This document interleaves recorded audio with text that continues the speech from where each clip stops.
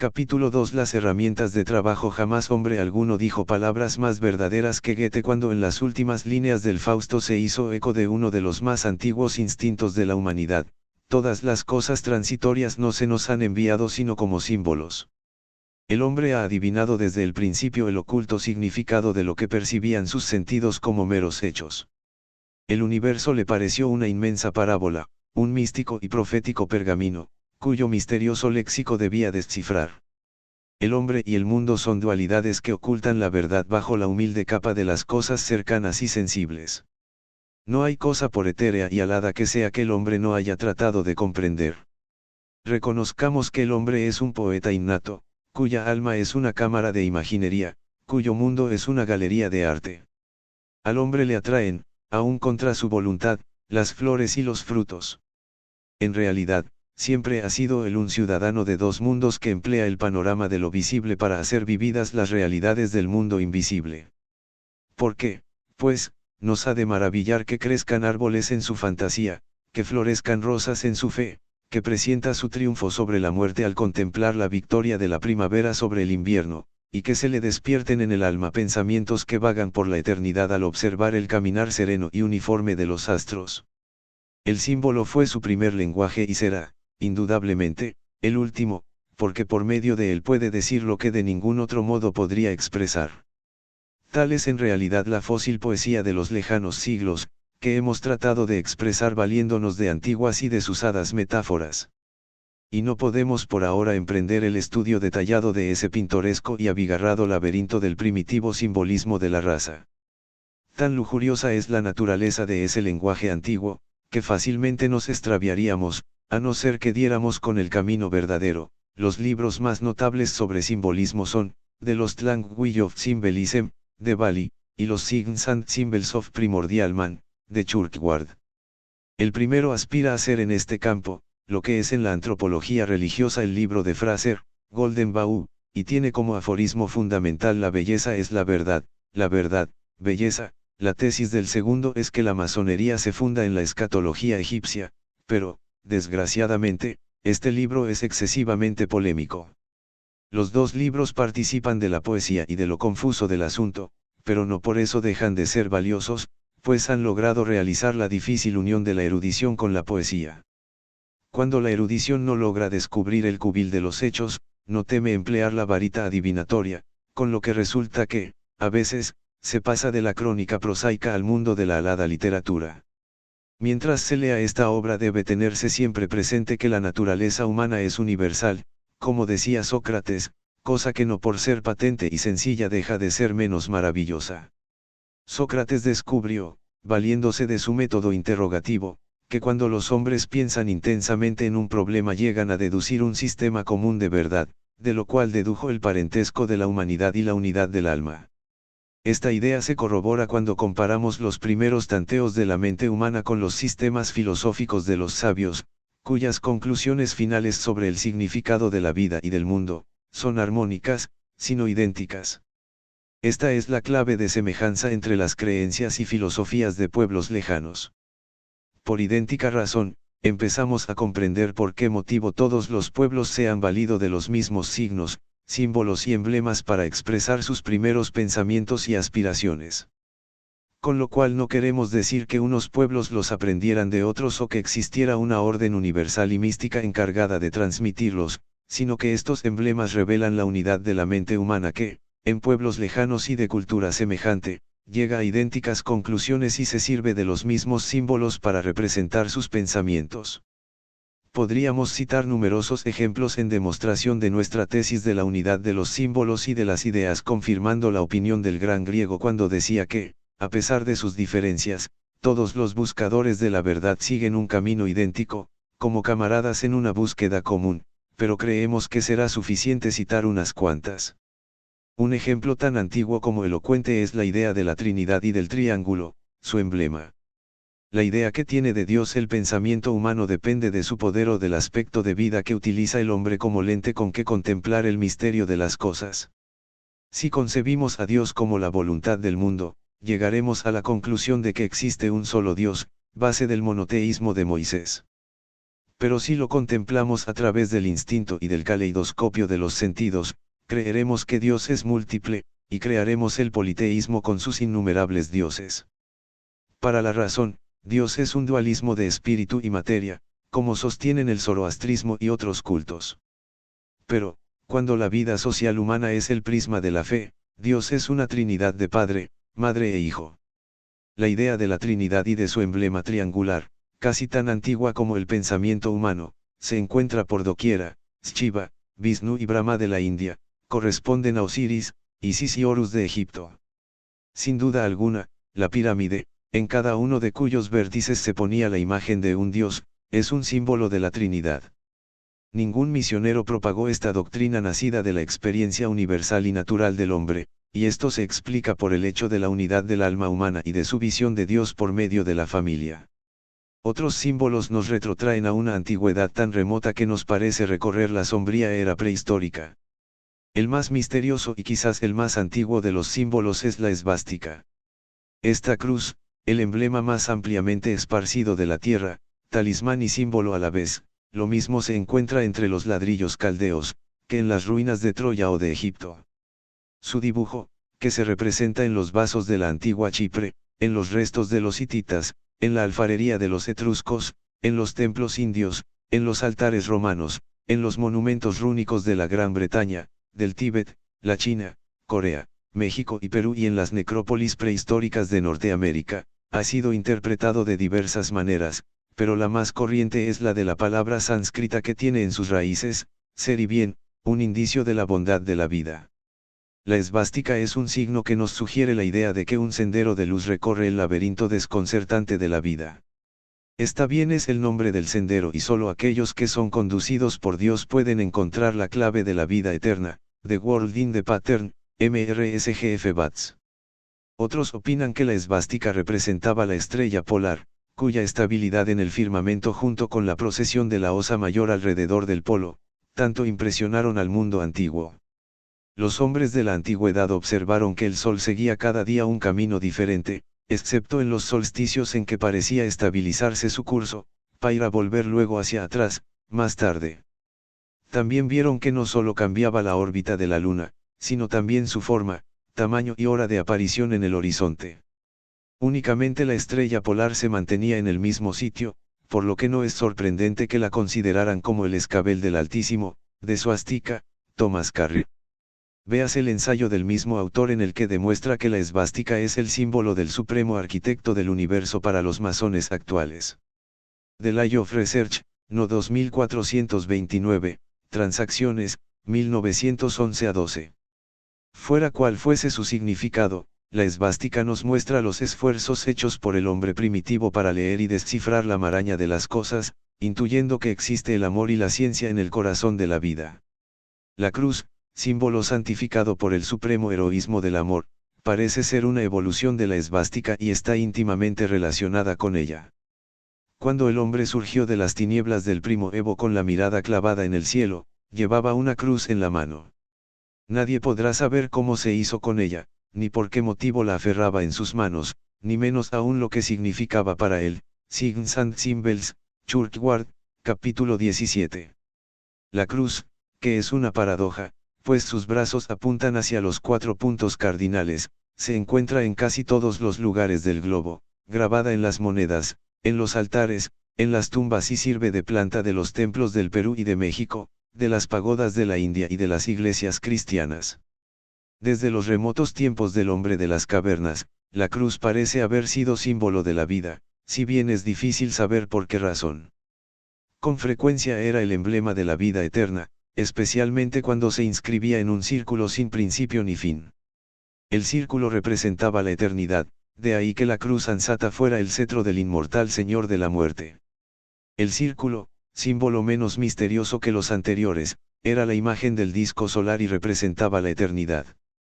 Cuando el círculo llevaba un punto en el centro se convertía en el símbolo del ojo del mundo, ese ojo del eterno contemplador de la escena humana, que todo lo ve. El cuadrado, el triángulo, la cruz y el círculo, que son los símbolos más antiguos y elocuentes de la humanidad, dan forma a las invisibles verdades que representan, y son bellos cuando se tienen ojos para ver, siendo al par que figuras decorativas, formas de IA realidad tal como se revela a la mente humana. A veces, los encontramos todos juntos, estando el cuadrado inscrito en el círculo, dentro del cuadrado el triángulo y, en el centro de este, la cruz. Estos símbolos antiquísimos son los vislumbres de la más elevada filosofía, de la fe más cierta, puesto que representan la unidad de la mente humana al par que su parentesco con lo eterno, base de todas las religiones. El hombre edificó sobre la roca de esta fe, negándose a creer que la muerte fuera la tapa del ataúd de un universo sombrío y sin objeto que había de descender sobre él. Tras de dar esta ojeada a un campo tan vasto, vamos a pasar a estudiar más detalladamente las primeras profecías masónicas sobre el arte de la construcción. Así como lo real es la base de lo ideal, lo simbólico ha de seguir siempre a lo actual si se quiere que tenga significación. Siendo el hombre por naturaleza idealista y viviendo en un mundo de misterio, era inevitable que atribuyera significados espirituales y morales a los instrumentos, leyes y materiales de la construcción. Por esta razón, podemos ver que, desde las más remotas edades, los instrumentos de la arquitectura representan grandes verdades. Mucho hay publicado sobre este asunto, pero no todo ello aceptable. Uno de los libros más interesantes es el de Churchward sobre los Signs and Symbols of Primordial Man, que estudia el simbolismo de la raza humana desde el punto de vista masónico. La brillante y popular obra de Finlayson sobre Symbols and Legend of Freemasonry falta a menudo a la verdad, y fuerza los hechos al tratar de extenderlos a todas las épocas humanas. El Symbolism of Freemasonry del Dr. Mackey, sigue siendo un libro clásico de la orden, a pesar de haberse escrito hace más de 60 años. Es lástima que el Symbolism de Alberto Paik no esté al alcance de todos los lectores, pues es un rico venero de erudición e intuición, si bien se descubre en él su partidarismo por la raza indoaria. Podríamos citar muchos libros más, pero creemos que con los nombrados habrá bastante. Es difícil poder demostrar si existieron o no órdenes organizadas de arquitectos en los tiempos primitivos, pero esto no tiene gran importancia, pues lo cierto es que el hombre mezcló con su trabajo su pensamiento y su fe, creando las religiones que le han dado vida, mientras tallaba las piedras de los altares. Por lo tanto no debe sorprendernos que, cuando se creía que la Tierra era cuadrada, el cubo simbolizara cosas que hoy día no podemos ni sospechar. El cubo se veneró mucho en los tiempos primitivos. El cubo oblongo significaba entonces la inmensidad del espacio desde la base de la tierra hasta el cenit de los cielos. Era el símbolo sagrado de la Cubele Lidia, conocida por los romanos con el nombre de Ceres o Cibeles, por lo que algunos creen que tomó su nombre cubo, de esta diosa. Al principio se consideraban como más sagrados los altares de piedras sin tallar y se prohibían los de piedras pulimentadas, Éxodo 20:25. El templo llegó a tomar el nombre de la casa del mayete o del martillo al advenir el cubo pulimentado. El altar, siempre situado en el centro, tenía la forma de cubo y era el símbolo de la verdad, siempre verdadera de por sí, Antiquities of Cornwall, de Borlase. El cubo por la firmeza y seguridad de sus superficies, es el símbolo adecuado del descanso, como dice Plutarco en la cesación de los oráculos. También supone este autor que la pirámide es la imagen de la llama triangular que asciende del altar cúbico. Tuviera o no razón este autor, lo cierto es que los antiguos adoraban a Mercurio, Apolo, Neptuno y Hércules en la forma de la piedra cuadrada y que una gran piedra negra, fue el emblema del Bude entre los hindúes, de Manateus Ceres en Arabia y de Odín en Escandinavia. Todo el mundo habrá oído hablar de la famosa piedra de Memnón, la cual, según se decía, hablaba al amanecer y no cabe duda de que todas las piedras hablan al hombre en el alba del tiempo. Los Language of Symbolism, Bali, capítulo 18. Véase la Biblia Deuteronomio 32-18, 2 Sam. 22-3, 32, Sam. 28-1, Mateo, 16-18, la Corint. 10-4, la columna o pilar, como todos los pilares de los dioses que señalan hacia el cielo, es un símbolo tan elocuente como los que acabamos de citar. Evans, sostiene que, sea cual fuere el origen de la columna, siempre fue adorada como un dios, Triand Pillarcalt, Sir Arthur Evans. Sin duda hasta los mismos dioses simbolizaban columnas de luz y de fuerza, pues Horus y Esuti entre los egipcios, y Baco, entre los tebanos, eran los pilares que sostenían el cielo. A la entrada del templo de Emente, en la puerta de la casa de Peseta y, posteriormente en el pórtico del templo de Salomón, había 2 columnas. Y si nos remontamos hacia los tiempos aún más remotos de los antiguos mitos solares, veremos que a la puerta de la eternidad se encontraban las 2 columnas de la fuerza y de la sabiduría. Los hindúes, los mayas y los incas colocaban a la entrada de los templos celestes y terrestres 3 columnas que representaban la sabiduría, la fuerza y la belleza.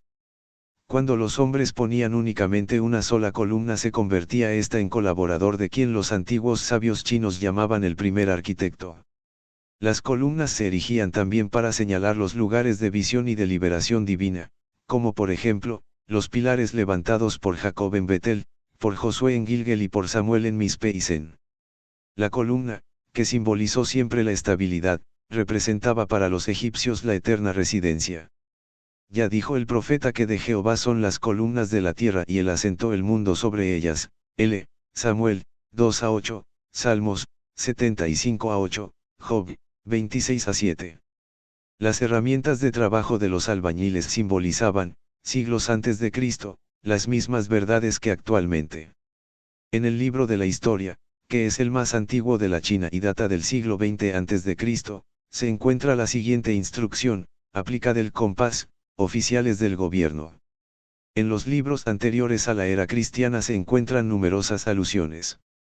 Por ejemplo, en la famosa obra canónica titulada La Gran Ciencia, a la que se atribuye una antigüedad de 5 siglos antes de J.C., se lee que el hombre debe abstenerse de hacer a su prójimo lo que no quiera que le hagan a él. A esto, sigue diciendo el autor, se llama el principio de obrar sobre la escuadra.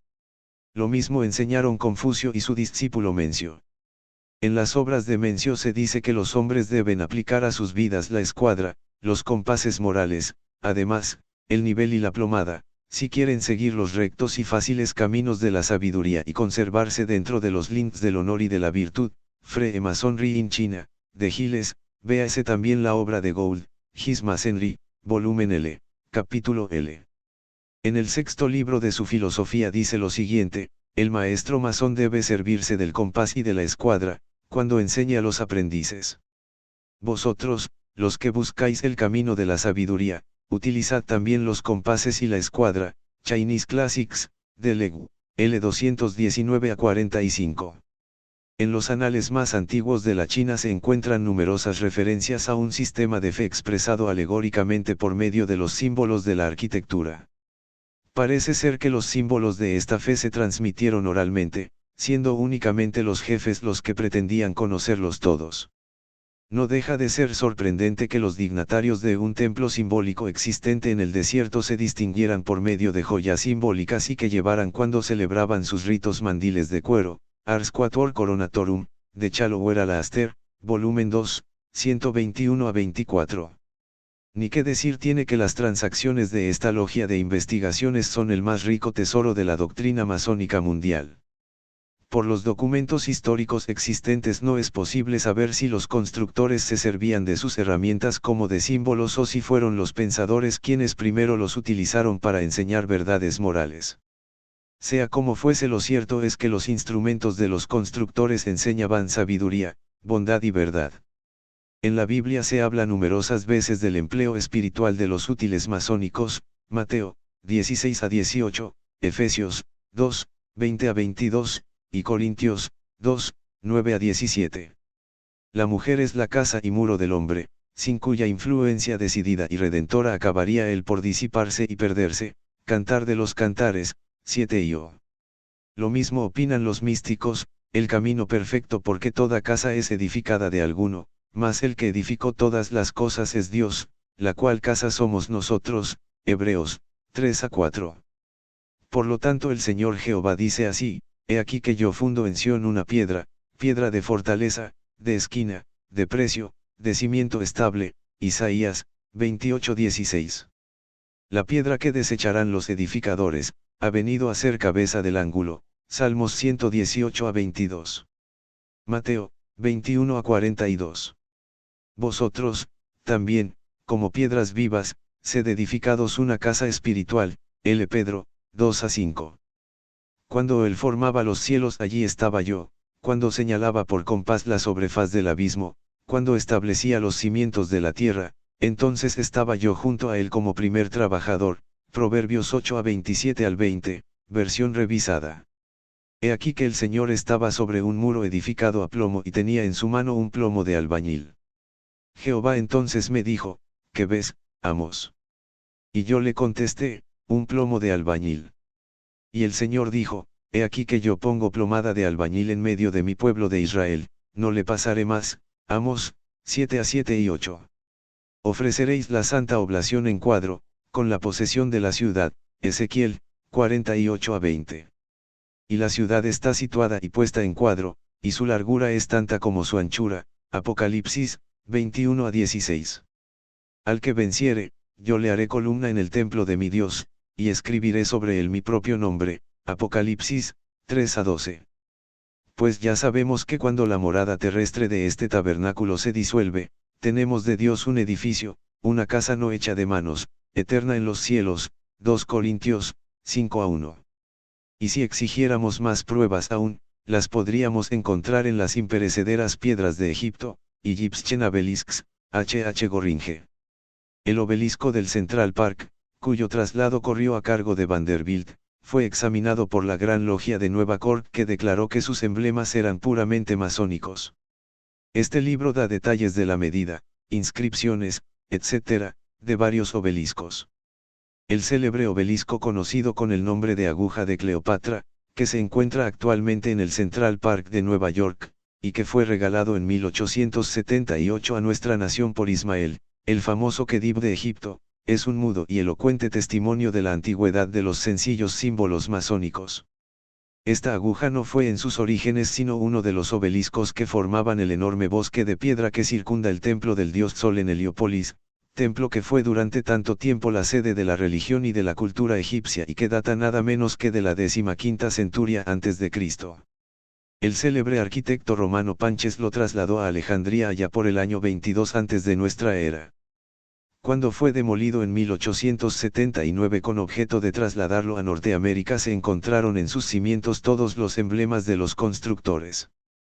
La piedra cúbica en bruto y la pulimentada de caliza pura, la escuadra cortada en sienita, una llana de hierro, un perpendículo de plomo, el arco de un círculo, las simbólicas serpientes de la sabiduría, un caballete de piedra, una piedra que llevaba esculpida la marca del maestro y una palabra jeroglífica que significa templo. Todo se encontraba allí como para demostrar que, sin duda, tenía un alto significado simbólico. Difícil sería precisar si estos símbolos se encontraban en los cimientos originales, o si se colocaron cuando el obelisco se trasladó a Alejandría. Lo cierto es que allí se encontraron siendo testimonios concretos de que los arquitectos trabajaban a la luz de una fe mística. Mucho se ha escrito sobre los diferentes monumentos, su origen, su antigüedad y arquitectura, pero pocos de sus constructores han pasado a la historia, tan rápidamente se les ha olvidado. Parece probable que existieron órdenes de arquitectos que consideraban estos símbolos como sagrados. Esta probabilidad se convierte en certidumbre cuando recordamos la importancia de los constructores en la religión y en el Estado. Aunque los arquitectos han caído en el polvo en que todo mortal ha de convertirse al fin, sus símbolos nos hablan todavía de sus pensamientos con un lenguaje fácilmente inteligible, susurrándonos, a través de las hacinadas ruinas de los tiempos, antiguas verdades. Uno de los fines que perseguimos en este estudio es seguir el rastro de estos símbolos a través de los siglos, para demostrar que han tenido siempre el mismo elevadísimo significado y que, no solo son testimonios de la unidad de la mente humana, sino también de la existencia de un sistema común de verdad velado por medio de la alegoría y enseñado en forma de símbolos. Como tales, son los precursores de la masonería actual, cuyo ideal es valerse de lo que es antiguo, sencillo y universal para unir a los hombres y hacerlos hermanos. Y la unión no se ha roto, dice la Ribera a la playa. Y así continúa la búsqueda que no sabemos cómo ni cuándo ha de terminar en hallazgo. Y este hallazgo no será sino la preparación para otra búsqueda, porque durante toda nuestra existencia hemos de buscar. Siempre ha de ser utilísimo el estudio de los medios de que se han valido los que nos precedieron en el camino. En nosotros estriba el seguir conscientemente el camino que conduce hacia Dios, a través de lo bello, de lo perfecto, de lo santo. Cuando lleguemos a la meta final llevando solamente lo que nos pertenezca y dejando atrás todo lo que no constituya nuestros verdaderos yo's, descubriremos que los que fueron compañeros nuestros de fatigas están con nosotros. La meta se llama el Valle de la Paz. Arthur Edward Watt, The Secret Tradition.